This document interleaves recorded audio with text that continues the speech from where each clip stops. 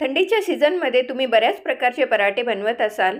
टम्म फुगलेला भरपूर मसालेदार सारण भरूनही पराठा न फाटता तयार होणारे बटाट्याचे पराठे या पद्धतीने बनवून बघा, तुम्हाला नक्की आवडतील. नमस्कार, मी वंदना किचनमध्ये आपलं स्वागत आहे. आज मी तुम्हाला बनवून दाखवणार हॉटेल ढाब्यापेक्षाही चवदार लागणारे बटाट्याचे पराठे. बटाट्याचे पराठे बनवण्यासाठी आपल्याला लागतील बटाटे. इथे मी 3 मीडियम साईज बटाटे उकळून थंड करून त्यांची साल काढून घेतली आहे.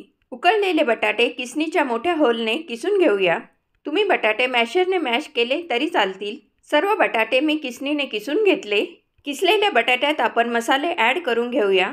1 चमचा आलं लसूण मिरचीचा ठेचा, 1/4 टीस्पून हळद, अर्धा टीस्पून जिरं, अर्धा टीस्पून लाल तिखट, अर्धा टीस्पून धनेपूड, अर्धा टीस्पून गरम मसाला, 1 टीस्पून कसुरी मेथी, चवीनुसार मीठ, अर्धा वाटी बारीक चिरलेली कोथिंबीर घालून बटाट्यात सर्व मसाले आपण चांगल्या प्रकारे एकजीव करून घेऊया.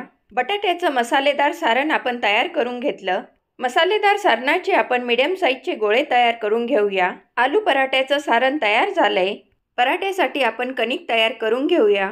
इथे मी 1 मोठी वाटी कणिक घेतलंय. 1/4 टीस्पून मीठ, 1 चमचा तेल घालून गव्हाच्या पिठात तेल आणि मीठ चांगल्या प्रकारे एकजीव करून घेऊया. पिठात तेल आणि मीठ व्यवस्थित मिक्स करून घेतल्यानंतर थोडं पाणी घालून पीठ मळायला सुरुवात करूया. पिठात एकदम पाणी ॲड करू नका, नाहीतर पीठ पातळ होईल. थोडं पाणी ॲड करून पीठ मळून घेऊया. चपातीच्या पिठासारखं आपल्याला कणिक मळून घ्यायचं आहे. 2 ते 3 मिनिटापर्यंत कणिक पंच करून चांगलं मळून घेऊया. आलू पराठा टम्म फुगण्यासाठी त्यात 1 चमचा तेल घालूया. पिठात तेल मिक्स करून परत एकदा काही सेकंदापर्यंत पीठ मळून घेऊया. आलू पराठ्याचं पीठ चांगल्या प्रकारे मळून तयार झालंय. आता झाकण लावून 10 मिनिटापर्यंत पीठ मुरू देऊया. 10 मिनिटानंतर झाकण उघडून कणिक परत काही सेकंदासाठी मळून घेऊया. कणिक मळून झाल्यानंतर एक मीडियम साईजचा गोळा घेऊन लाटी तयार करून घेऊया. तयार केलेल्या लाटीला गव्हाचं सुकं पीठ लावून बोटांनी लाटी प्रेस करून पारी तयार करून घेऊया. तयार केलेल्या पारीवर मसालेदार बटाट्याच्या सारणाचा गोळा ठेवून बोटांनी प्रेस करून घेऊया. पारीचे सर्व काठ एकत्र करून व्यवस्थित चिकटवून घेऊया. तयार केलेला गोळा बोटांनी प्रेस करून आतलं बटाट्याचं सारण सर्वीकडे व्यवस्थित पसरवून घेऊया. बोटांनी सारण चांगल्या प्रकारे पसरवून घेतल्यानंतर गव्हाचं सुकं पीठ लावून परत एकदा आलू पराठा बोटांनी प्रेस करून घेऊया. चपातीपेक्षा जाड हलक्या हाताने पराठा लाटून घेऊया. तुम्ही बघू शकता पराठ्यातलं सारण जरासुद्धा वर आलं नाही. पराठा अगदी सहज आणि व्यवस्थित लाटून तयार झाला. अशा पद्धतीने चपातीपेक्षा जाड पराठा मी लाटून तयार करून घेतला. मीडियम फ्लेमवर गरम केलेल्या ताव्यावर पराठा भाजून घेऊया. एका साईडला अर्ध्या मिनिटापर्यंत पराठा भाजून टर्न करून घेऊया.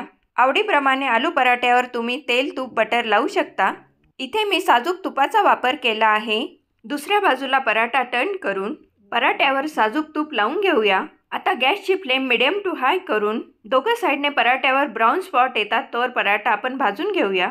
तुम्ही बघू शकता आलू पराठा बलूनसारखा टम्म फुगला. पराठा टर्न करून हलक्या हाताने खुरपीने प्रेस करून आलू पराठ्याचे काठ भाजून घेऊया. 3 ते 4 मिनिटापर्यंत आलू पराठा मी सर्व बाजूने व्यवस्थित भाजून घेतला. आलू पराठा प्लेटमध्ये काढून घेऊया. अशा पद्धतीने सर्व आलू पराठे आवडीनुसार बटर, तेल, तूप लावून मिडियम टू हाय फ्लेमवर खरपूस बलूनसारखे टम्म फुगणारे बटाट्याचे पराठे भाजून तयार करून घेऊया. सोप्या पद्धतीने भरपूर सारण भरलेले हॉटेल ढाब्यापेक्षा चवदार टम्म फुगलेल्या आलू पराठ्याची रेसिपी नक्की ट्राय करा. आजची रेसिपी कशी वाटली कमेंट्स करून कळवा. वंदनाज किचनला लाईक, शेअर आणि सबस्क्राईब करायला विसरू नका. धन्यवाद.